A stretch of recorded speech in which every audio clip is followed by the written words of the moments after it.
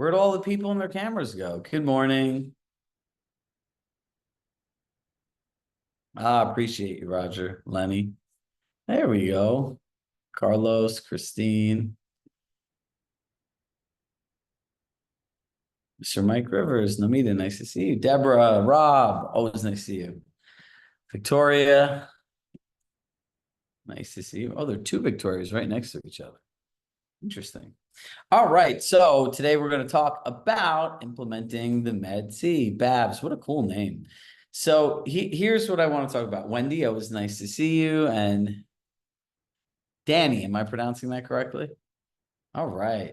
All right, so look, here's where the magic happens. So today, Renee, Andrea, always on camera, appreciate that. So look, today we're going to talk about implementing the Med-C, right? So what I want to do is I'm going to role play the Med-C with somebody. You're going to give me your information, and then I'm going to walk you through in a buyer's consultation how I would reintroduce and essentially utilize what the information is, right? Just remember the whole point of data, which is information, is so you can make future decisions off of it. It sounds really good to find out someone's motivations, expectations, disappointments, concerns. But then the $1 million question is, all right, Chirag, like this is really great, but how do I use it to make money? Right? Like that's well, we all have businesses here. We all need to grow. And that's the purpose of coaching beyond making you happy, creating a community and everything else. Right. So who wants to be my lovely role play partner today? And you get to be the client. I'll do it. Who's the I? You remember me, right? Oh, okay. I have to look around with this, of course. I met you, and then I randomly met your brother. That was very so. Do you know my brother, Mike Rivers? I was like, Mike's the man. He's a doer. All right, Mike. So unmute yourself. So I'm going to be doing the Med-C. You're going to be doing a buyer, and then I'm going to walk you through like kind of how I would reintroduce this. And essentially the goal of is how do I take this information, continuously reinforce it during my buyer's consultation in the process. So in the buyer's mind, I'm reinforcing the value and that this is exactly what they want, right? So, hey, Mike, really appreciate you coming in today. And before we get started, would it be okay if I asked you a few really important questions so we could focus solely on what's most important to you? Sure, that sounds good. All right, great. They say moving is probably one of the most least enjoyable things. So what makes this the right time to make a move right now? Well, my girlfriend and I are looking for a little bit more space. We got a dog. We're going to be starting a family at some point. Looking for a place to call home. And with everything going on in the news and the media, it might be nice to have our own little space outside of the city of Boston and into the suburbs a little. Got it. So you're looking to move to the suburbs, a dog, a family, and really a place you could go home. Sound about right? Yes, I'm going to start building a doomsday shelter. So. All right. Hey, man, it's better to be prepared, as they say, right? So, what are you and your girlfriend most excited about happening directly as a result of moving?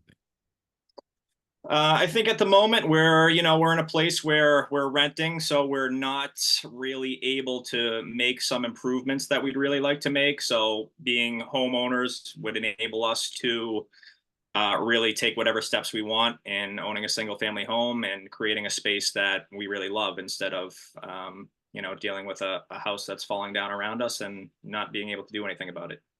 Got it. So really what you're most excited about is like really curating a place as your own. And like one other random question along these lines is what's one experience that you'd want to have in this new home that you can't currently have where you are today? Probably creating a place where we can, maybe have a garden, grow some of our own foods. We're big cocktail drinkers, so maybe a place to grow some mint and things to add to meals and everything, and just really enjoy a space where we can, hang out with currently our dogs, eventually our children, and really just enjoy a space without necessarily being interfered with by neighbors who are right on top of us, and just kind of be present with each other. Got it. So you're looking for a place that you can really have those life experiences, build memories, have your own garden, and really a space that you can grow into and make your own. Exactly. Perfect. And Mike, what would your expectations be of an agent you partner with for the purchase of your home? Well, I do hear that occasionally we can potentially get our hands on something that's not listed on the market, something that's not open to everyone. If, given that the inventory is still pretty low, I'd like to increase our chances on getting our hands on something for a reasonable price. And also someone to kind of guide us along. And we haven't really done this before. So ideally, we have some insight from someone who does this every day, and we can just focus on our move and getting from A to B, and not necessarily the purchase as much, and have someone else who really kind of knows the ropes. Got it. So what I hear you saying is most important, and your expectation is an agent that has access to off-market properties, along with being able to effectively be a partner with you in the process. You know what's going on, and it's something you go through together to ultimately find you the right place that you could have those experiences you shared before. Yeah, exactly. And additionally, Michael, what are your expectations with the agent you partner with around communication? Well, obviously, just want to make sure expectations are being met. So if we have a time to connect and talk, or if I'm seeing a property pop up, I definitely want to be able to track you down and discuss offers, and talk regularly about what the market's doing, and just have someone that's reachable when we need them to be reachable, so we're not missing out on any opportunities. What sounds like would work really well is an agent that had a predictable communication plan, also while being available for those most important moments, so you feel supported throughout the process. Yeah, exactly. Got it. And look, Michael, in an effort to meet and exceed those expectations, have you had any disappointments with past agents or service providers so we can ensure none of those happen during this process? Yeah, I haven't really worked with an agent before, so can't really speak to disappointments there. But like a lot of contractors or service providers or cable companies, when you need to reach someone and they can't be reached, I think it's really frustrating. Or when an expectation is set but then not met, I think it's even more frustrating. So I just want to be clear that we're going to get what we are told we're going to get, and we're able to connect when we're expecting to be able to connect. Got it. So what I hear you saying, your disappointments around lack of follow through on expectations and communication needs not being met. Yes. And lastly, do you have any concerns, like things that keep you up at night about moving, whether it's interest rates, inventory, timing, or anything else you'd like to share that's important? No, more just, obviously it's a daunting process, man. We're worried about, overpaying for a home that, might end up having more issues than we thought it did. But I mean, I guess that's just the nature of moving. Got it. So really your biggest concern is potentially buying the lemon, right? A house that looks really great, but underneath the hood, there are lots of problems that you're going to continue to pay for over a period of time. Right. Exactly. Right now, I'm going to just pause, right? I'm going to do the repeat back. And this is like, you go to step one, it's being able to go through the questions. And yes, I did add a question today, which kind of felt good of, what experiences are you looking to have in this home that you currently can't have today? I'm going to update the script with that because I think that's a great question, right? I think for Michael, that opened up a whole different area that I could actually go back and sell him to over and over again. And then you want to go back and be able to do this. So Michael, would it be okay if I just repeat back and make sure that I listen to everything you said correctly? Yeah. Got it. So, really what makes this the right time to make a move is, you have a dog, you and your girlfriend are thinking about have a family, you're potentially considering a doomsday chapter. What you're most excited about is a doomsday shelter. What you're most excited about is having a place that you customize, really make your own, a backyard that you can entertain with, grow your own food, and something that you can really grow into and have those type of experiences. Really where your disappointments fall are around not unfulfilled promises and expectations and lack of communication. And really your biggest concern at the moment is buying the wrong house. It just has future problems that you didn't see that really take away from what your vision is. Did I hear everything you say correctly? Is there anything else you'd like to add on? No, that sounds perfect. Got it. Well, how'd that feel for you? It felt great. I felt like I was heard. Definitely felt like you were hearing what I was saying and repeating it back, not in the exact same words, but using slightly different words made me feel like you really understood it and not just were kind of regurgitating what I said. Yeah, felt like you were listening. Do you all notice those like 5, 6 minutes, right? Like I very much just stuck to the script, right? I didn't go off the script at all. Right now, let's play a fun game. Oh, wait, I have one more question now. I said, Michael, before we actually go through our conversation today and really address in specifics the things that you just shared, what do you envision an agent doing for you that you feel you can't do yourself? Well, I'm obviously working full time. We're both working. We have kind of lives to live, families, and it'd be nice to have someone kind of keeping their eye on the market when we're not necessarily able to show us some properties that we might not necessarily even be able to hear about without the help of an agent. And so yeah, that's really it. Kind of help be our guide where filling in information where we are not going to necessarily know what needs to be done at what point in this process. Got it. All right, perfect. Now let's open it up to everyone here, right? I told you this is going to be a collaborative session. What did you hear him say specifically now, if you're going through the buyer consultation, that you could sell him to get him to want to hire you?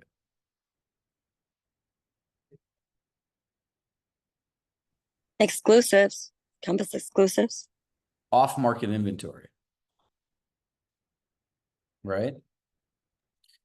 So Compass exclusives is something that means something to us, right? And like when he shared his expectations, someone that could give access to properties that potentially other people don't have access to. So like when I would be going through like the Compass Advantage and the search part, I'd be talking to you. You had mentioned one of your expectations of an agent was having access to properties that people don't. We have 3 different ways that we're able to do this. The first is what we call Compass Private Exclusives. That is just in simple terms, inventory that's only available to Compass agents, right? Compass coming soon, properties that are not yet on the market that our colleagues have shared. And the third one is we have an AI algorithm that sources homes that are likely to be sold, that about 12 to 15% of them actually turn into listings that sell. So based on your neighborhoods, Michael, we'll be able to proactively reach out to people and let them know we have somebody that's interested in their home. Now, would that meet your expectations in finding opportunities that are not available to everybody else? Yeah, that sounds like a useful tool for what I'm looking for. Got it. Pretty simple, right? What else did you hear? Communication. He's concerned about being able to get a hold of us and communicating interactively. And I think our collections and our business tracker and those tools could help reassure him that we'll be in constant communication through every step of the process. Well, here's the thing, right? Being able to reach somebody when I really need them and not being able to find them. That was a disappointment. That was, yeah.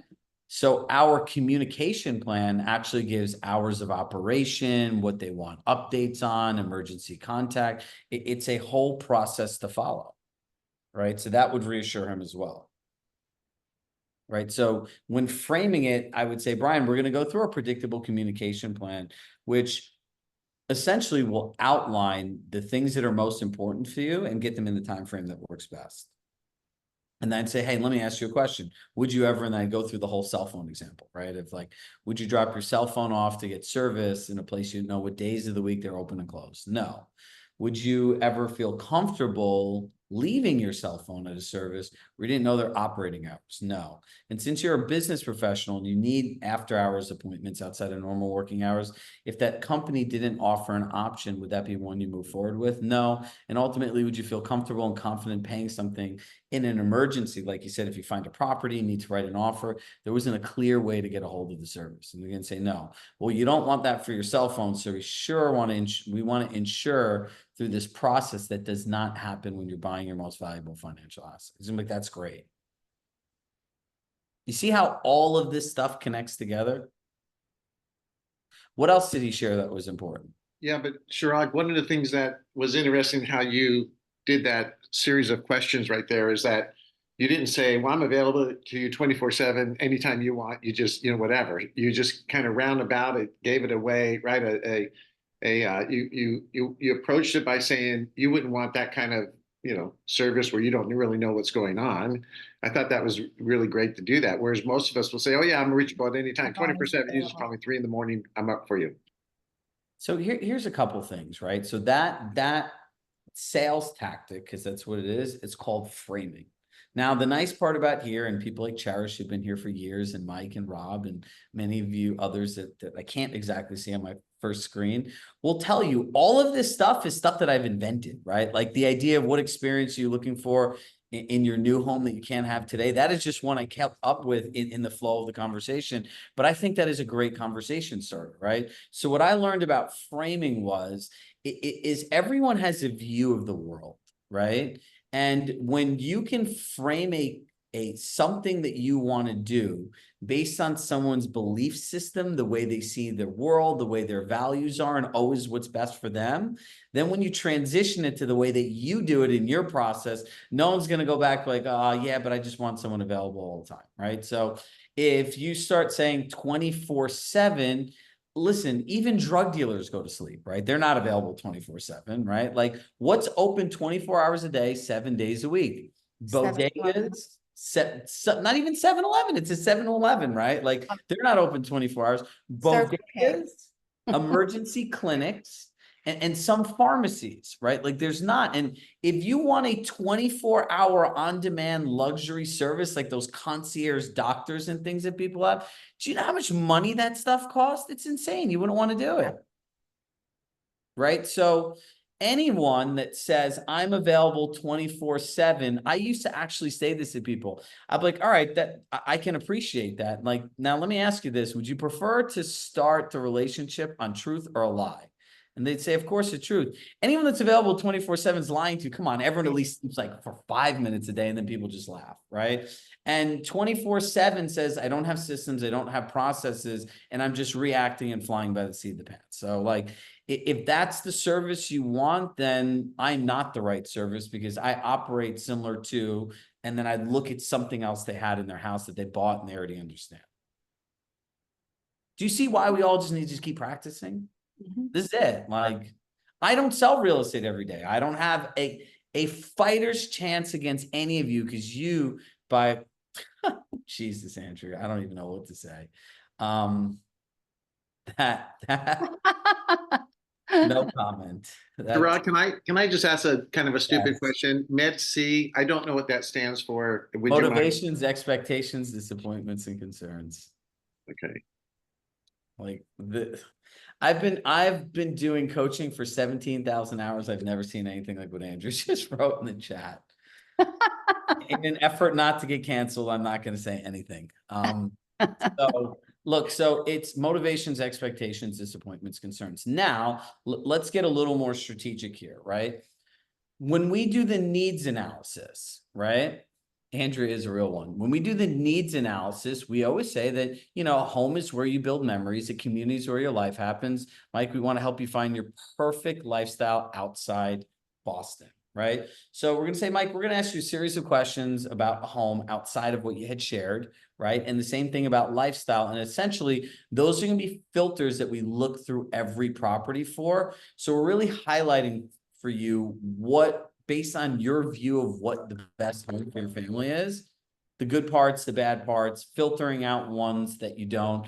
I was sitting with one of our great coaches and a client and a dear friend, Kate Bauer, and we're redoing our buyer consultation. And, one of the things she said is, she goes, one of the things I actually show buyers is all the properties that I filtered out.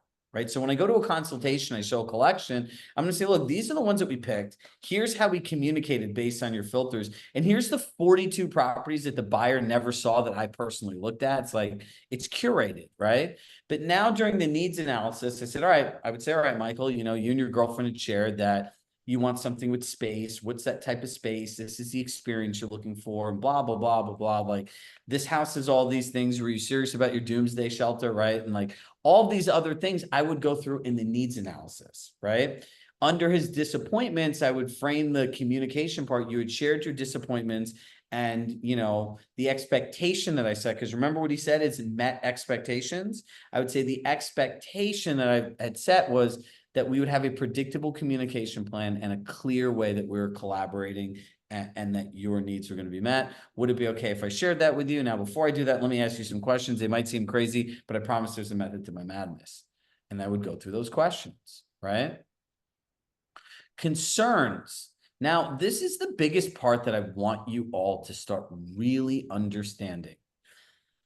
What is the difference between your free consultation and the information they get when they're deciding to buy and what happens after they become a client, right? So I'll use coaching for an example. You all can attend webinars that we do all year round. And by the way, all of you should sign up for free coaching Compass Month. It's pretty cool on how we're going to be doing these things interactive. I brought some cool guests and stuff here. So some of this stuff will be familiar, but you'll actually see it with other people. So I encourage you all to join. But look, that's non-paid, right? Like this is value that we give the same way you do during a consultation. And then when you become a client, you get access to great accountability groups, our community, coaching live sessions. You get all of the materials and information on our platform. That's what happens between unpaid and paid, right? Now, what is unpaid and paid for you? He kept referring back to knowing the process. I actually like this whole ruling for the simple fact is, you know how sometimes there's like a two-step listing close? Well, I think with buyers, in many cases, it can be a two-step process. Like if you're really trying to address their Med C, just kind of walk them through the framework of what it's like to work together, then what are the natural next steps, right? You curate a collection, you add in the information, you set up a time to really understand their time frame, go through the home buying process, walk them through the home buying process, introduce them to vendors and people that they want to meet. I used to have a thing in my buyer presentation, like a little booklet. And it would say like, you know, meet your team, right? It would say attorney, lender, home inspector, like all of those key people, movers. And I would tell people, look, the worst feeling in the world is not having these conversations and doing this work now, because then the thing that you've saved, and I get like, I've saved so long, like because I'll ask people like, how long have you been saving to buy this house? Right? And what did it take for you to get here?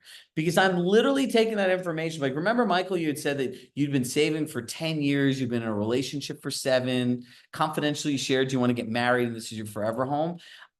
I believe that buying a home should be a fun process, right? Like who doesn't like to go buy stuff? So if you were going to buy clothes, at the very least, you'd know your sizes and the brands that fit you the best. And then shopping would be fun. Well, I believe the same thing in the home buying process, meaning we want to do all this work up front. So in the end, we have everything figured out. We have an aligned strategy and plan. We're going to know in advance everything we're going to do. We'll give you a checklist. So we're going through it step by step together. So when you find the house, there's going to be 2 universes that you get to pick which one they're going to be in.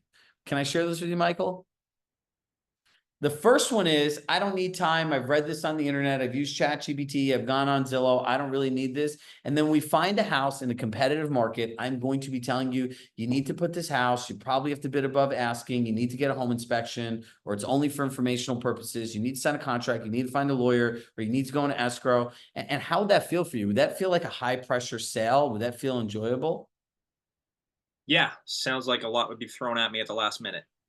Now, let me ask you, and this is the power of choice. If you chose to do all this work and we aligned around a plan, finding the right team, you've had the conversations, you vetted the people, you were able to have the time to make the best financial decision for your family, and then we found the house and had to hit the button, wouldn't you feel better about it? Yeah, it sounds like there'd be a little less anxiety involved in that situation. Yeah, and you know, one of the things you would share that was really important to you is having somebody who could partner with you in this way, because you mentioned you and your girlfriend are already busy with your full-time job. So imagine your full-time job, imagine being busy, imagine having to find an attorney, a home inspector, go there the next day. To me, that just sounds like a terrible experience. You see my face? It just sounds like a terrible experience. Yeah, I agree. See how many different things that we were able to implement directly out of this Med C. Now I want you to write this all down. So everyone take out your pen. Pen, pencil, paper. Someone's always really good about writing this in the chat, or I can. So when you get to the end, right? And everyone's like, well, how do I talk about the contract and getting paid and everything else? You're just going to say, all right, so, you know, Michael, we've gone through our conversation today. Have I addressed all of your needs in the right type of agent that you want to partner with? Yes. Would you feel comfortable and confident that we would be able to, now watch this, that we'd be able to find you that house outside the suburbs with that ideal garden, backyard, living space that you, your future kids, your dogs can grow into, that you can entertain, that we'd be able to find you off-market opportunities, and that our predictable communication plan put any of those disappointments at ease, and that we will go through an in-depth multiple step process to ensure you don't buy a lemon? Yes. Now, simply the investment for our services is 2.5%. And the only thing left is to just go through the paperwork, which is our mutual commitments or responsibilities to each other, including compensation. Okay. Outside of role play, do you want me to like push back with you on this? Yeah, push back. Oh, okay. I didn't realize. I thought you got paid from the sellers or the listing agents. I didn't realize I would have to bring 2.5% to you directly. Actually, you don't. So are you familiar at all with some of the changes that have happened in the real estate industry over the last 60 days? I've heard some mumbles about it, maybe read a headline or two, but really haven't taken a deep dive into it. I just heard that commissions are going to be less or something. All right, so let me just, in just layman's terms, in its simplest form, right? Each party, the buyer and the seller, will be responsible for paying their representative. It's called decoupling commissions, right? So that does not mean that you have to pay the 2.5% yourself. Now, sellers will continue to offer out incentives to buyers. In some cases, they might offer out nothing. Some cases, they offer the whole fee. Some cases, they offer out part of the fee. The best part is you're 100% in control of if you want to see any of the properties that don't offer out an incentive.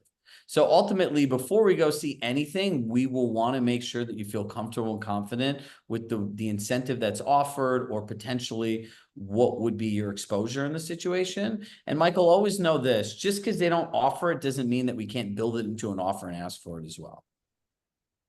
Okay, that makes more sense. Yep. I feel better about signing now. Go ahead. You got more objections given to me. I don't really.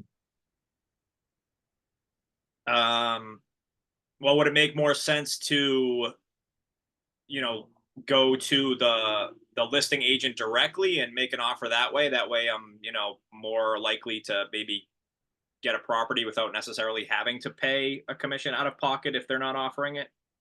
Well, that's really interesting, because if they're not offering a compensation, which would mean that they would represent the seller, correct? Yes. And one of the things that you had shared in your expectations was somebody that really partnered with you, walked you through the process, that you're very busy with work, have access to off-market opportunity, open lines of communication, help you strategize. If those things are not what you want, and you just want to go online and just go directly to people and kind of, as we would say, like Wikipedia it and just kind of figure it out on your own as you go along for a large financial investment, I support you 100%. It's what you want to do that you feel is best for you and your girlfriend and your future family. That's what I'm committed to.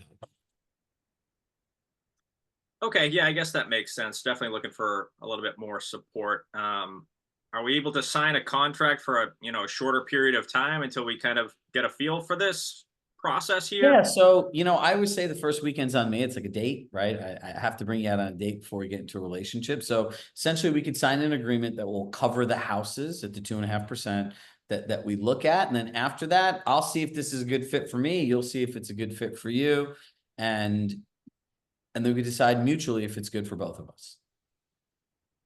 Okay, that sounds great. Sounds perfect. Do you notice how I said it's a mutually a good fit for all of us? Not like at the end, you can just see if you like us and we'd love to work with you. No. Because Because if Michael's batshit crazy and like his doomsday shelter amplifies into all of his decision making that the world's gonna end, the economy's gonna crash. I don't want to like see you later. Like, bye. You can go on an online forum to talk to other people about that. All right. So on that note, was this type of, I want to ask you because this was a different style of session. Was this helpful for all of you? All right, let me just write the quote in here. The next step is to go through the paperwork which outlines our mutual commitments or responsibilities to each other, including compensation. All right, sounds good. As always, love in my heart. I love you all. Michael, you're the man. Thank you all so much. Make sure to attend the networking session tomorrow, see more people. And by the way, we had almost like 2 screens full of cameras on. Love it. All right, everyone. I'll talk to you later. Bye.